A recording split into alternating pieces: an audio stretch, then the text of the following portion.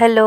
అందరూ ఉన్నారా? ఉండాలి కదా మరి. అలా పైన నుంచి కిందకి రాగానే ఈ విగ్రహాన్ని ఒక క్లిప్ అయితే తీసుకున్నా. ఈ విగ్రహం మలేషియాలో కూడా ఇలానే ఉంటుందట. మన ఇండియాని కూడా మలేషియాలా చేయాలనుకుంటున్నారేమో మరి. లేక మలేషియానే మన ఇండియాని కాపీ చేస్తుందా?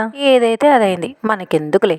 అలా కిందకి రాగానే భోజనాలకి లాస్ట్ ఇయర్ ఐటమ్స్ ఎక్కువ ఉండే, ఈ ఇయర్ జనాభా ఎక్కువ అయ్యేసరికి ఐటమ్స్ తగ్గినట్టున్నాయండోయ్. మా ఓడు పెరుగు తినడు, సో ఒకటే పెట్టించుకున్నాడు, పొంగల్ పెరుగు. భోజనాల దగ్గర క్యూస్ చూసారా? తిరుమలలో లడ్డూలు తీసుకునేటప్పుడు కంపార్ట్మెంట్స్ ఎలా కడతారో అలా కట్టారు. సూపర్ ఉన్నాయండి అరేంజ్మెంట్స్ అయితే. ఇక్కడ మా బాబు ఎక్కడ కూర్చోవాలో అర్థం కాక అటు ఇటు చూస్తుంటే ఆ పెద్ద ఆయన చూడండి ఎంత చక్కగా తెలుసా, అసలు ఎవ్వరో తెలియదు.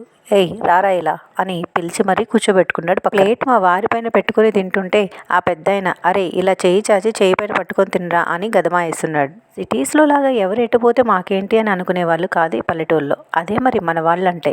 ఒక్క నిమిషం నాకు ఆయన చాలా దగ్గర వారనిపించేసింది. Thank you for watching. Bye.